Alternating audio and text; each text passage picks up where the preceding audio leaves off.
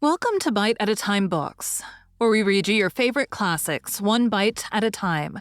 My name is Bree Carlile, and I love to read, and wanted to share my passion with listeners like you.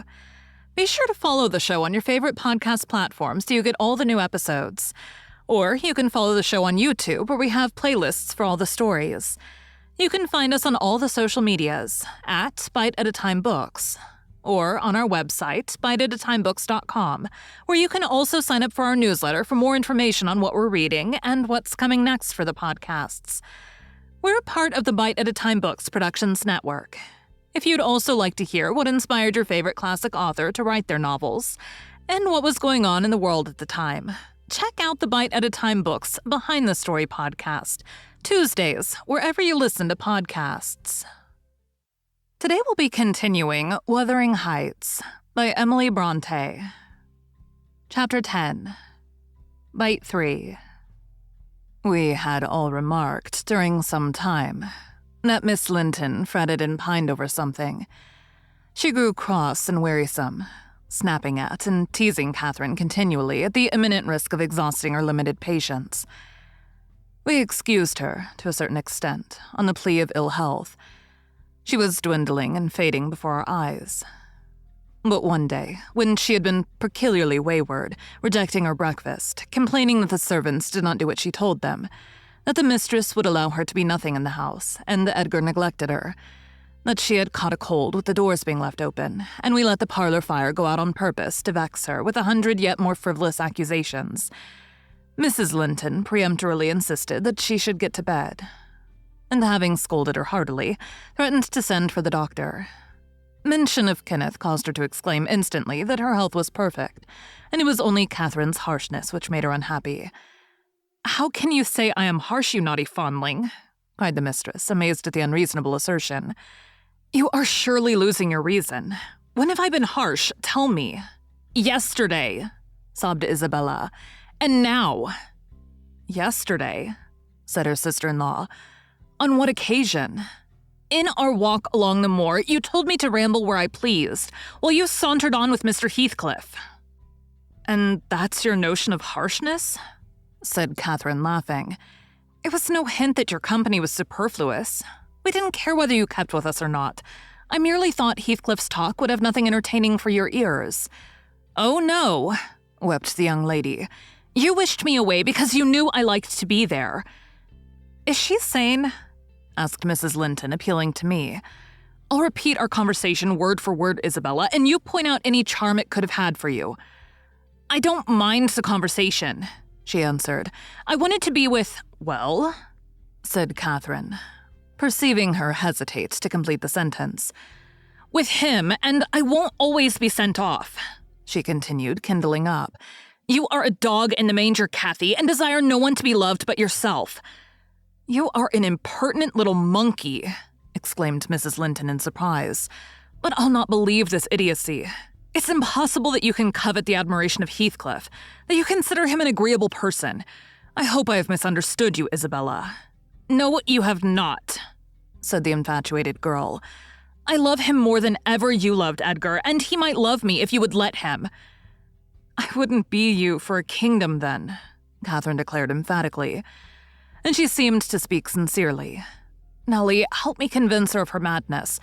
Tell her what Heathcliff is, an unreclaimed creature without refinement, without cultivation, an arid wildness of firs and whinstone. I'd as soon put that little canary into the park on a winter's day as recommend you to bestow your heart on him. It is deplorable ignorance of his character, child, and nothing else which makes that dream enter your head.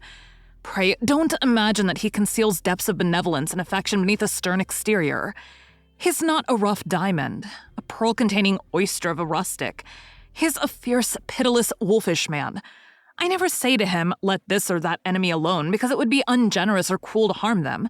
I say, let them alone, because I should hate them to be wronged. And he'd crush you like a sparrow's egg, Isabella, if he found you a troublesome charge. I know he couldn't love a Linton, and yet he'd be quite capable of marrying your fortune and expectations. Avarice is growing with him a besetting sin. There's my picture, and I'm his friend. So much so that he had thought seriously to catch you. I should, perhaps, have held my tongue and let you fall into his trap." Miss Linton regarded her sister-in-law with indignation. For shame! For shame! She repeated angrily.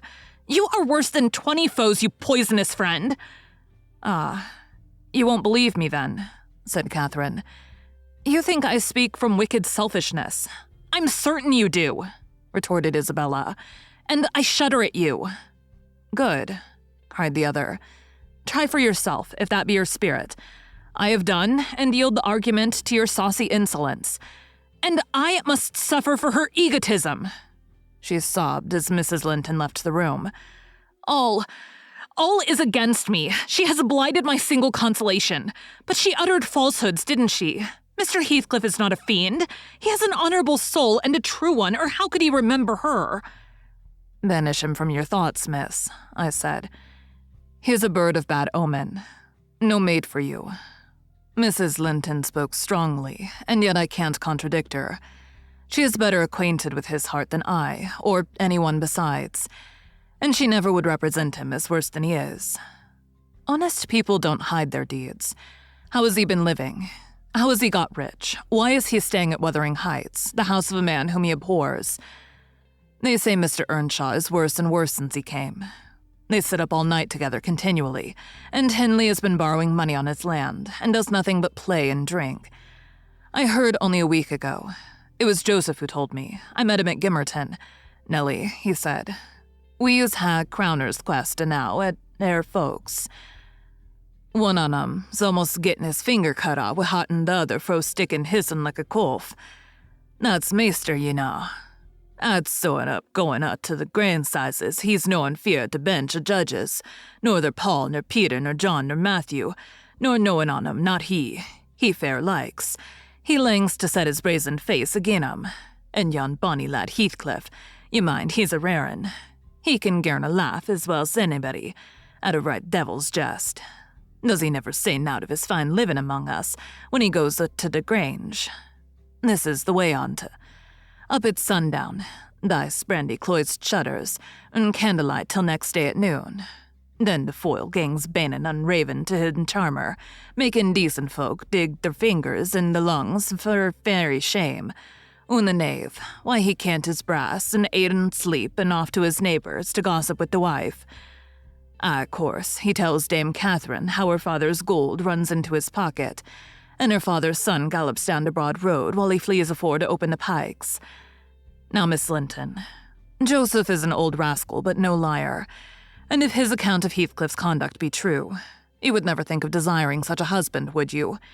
You are leaguered with the rest, Ellen, she replied. I'll not listen to your slanders. What malevolence you must have to wish to convince me that there's no happiness in the world. Whether she would have got over this fancy if left to herself, or persevered in nursing it perpetually, I cannot say.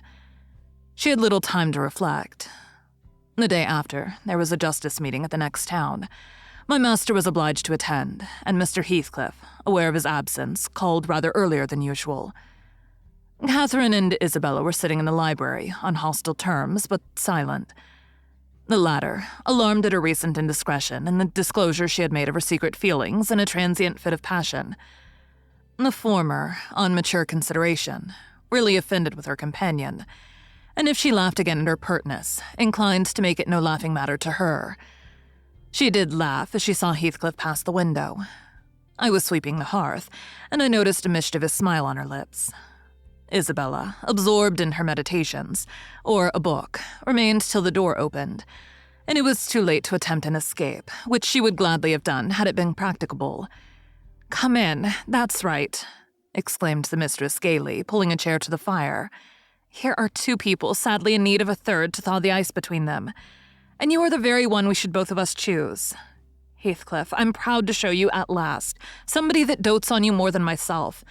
I expect you to feel flattered. Hey, it's not Nellie. Don't look at her. My poor little sister-in-law is breaking her heart by mere contemplation of your physical and moral beauty. It lies in your own power to be Edgar's brother. No, Isabella, you shan't run off," she continued, arresting with feigned playfulness the confounded girl who had risen indignantly. "We were quarreling like cats about you, Heathcliff, and I was fairly beaten in protestations of devotion and admiration. And moreover, I was informed that if I would but have the manners to stand aside, my rival, as she will have herself to be, would shoot a shaft into your soul that would fix you forever, and send my image into eternal oblivion. "Catherine!" said Isabella, calling up her dignity, and disdaining the struggle from the tight grasp that held her. "I thank you to adhere to the truth and not slander me, even in joke. Mr. Heathcliff, be kind enough to bid this friend of yours release me. She forgets that you and I are not intimate acquaintances, and what amuses her is painful to me beyond expression." As the guest answered nothing but took his seat, and looked thoroughly indifferent what sentiment she cherished concerning him, she turned and whispered an earnest appeal for liberty to her tormentor. "By no means," cried Mrs. Linton in answer. "I won't be named a dog in the manger again. You shall stay. Now then, Heathcliff, why don't you evince satisfaction at my pleasant news? Isabella swears that the love Edgar has for me is nothing to that she entertains for you. I'm sure she made some speech of the kind, did she not, Ellen? And she has fasted ever since the day before yesterday's walk, from sorrow and rage that I dispatched her out of your society under the idea of its being unacceptable." "I think you belie her," said Heathcliff, twisting his chair to face them. "She wishes to be out of my society now, at any rate."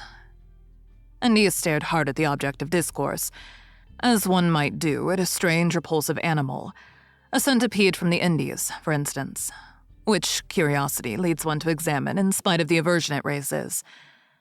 The poor thing couldn't bear that. She grew white and red in rapid succession, and while tears beaded her lashes, bent the strength of her small fingers to loosen the firm clutch of Catherine, and perceiving that as fast as she raised one finger off her arm, another closed down, and she could not remove the whole together, she began to make use of her nails, and their sharpness presently ornamented the detainers with crescents of red. "There's a tigress!" exclaimed Mrs. Linton, setting her free and shaking her hand with pain. "Begone, for God's sake, and hide your vixen face. How foolish to reveal those talons to him! Can't you fancy the conclusions he'll draw? Look, Heathcliff, they are instruments that will do execution. You must beware of your eyes." "I'd wrench them off her fingers if they ever menaced me," he answered brutally when the door had closed after her. "But what did you mean by teasing the creature in that manner, Cathy? You were not speaking the truth, were you?" "I assure you I was," she returned. "She's been dying for your sake several weeks, and raving about you this morning, and pouring forth a deluge of abuse because I represented your failings in a plain light for the purpose of mitigating her adoration. But don't notice it further. I wished to punish her sauciness, that's all. I like her too well, my dear Heathcliff, to let you absolutely seize and devour her up." "And I like her too ill to attempt it," said he, "except in a very ghoulish fashion. You'd hear of odd things if I lived alone with that mawkish waxen face. The most ordinary would be painted on its white the colors of the rainbow, and turning the blue eyes black every day or two. They detestably resemble Linton's." "Delectably," observed Catherine. "They are dove's eyes, angels." "She is her brother's heir, is she not?" he asked after a brief silence. "I should be sorry to think so," returned his companion. "Half a dozen nephews shall erase her title, please heaven. Abstract your mind from the subject at present. You are too prone to covet your neighbor's goods. Remember, this neighbor's goods are mine." "If they were mine, they would be none the less that," said Heathcliff. "But though Isabella Linton may be silly, she is scarcely mad. And in short, we'll dismiss the matter as you advise." From their tongues, they did dismiss it. And Catherine probably, from her thoughts. The other, I felt certain, recalled it often in the course of the evening. I saw him smile to himself, grin rather, and lapse into ominous musing whenever Mrs. Linton had occasion to be absent from the apartment. I determined to watch his movements.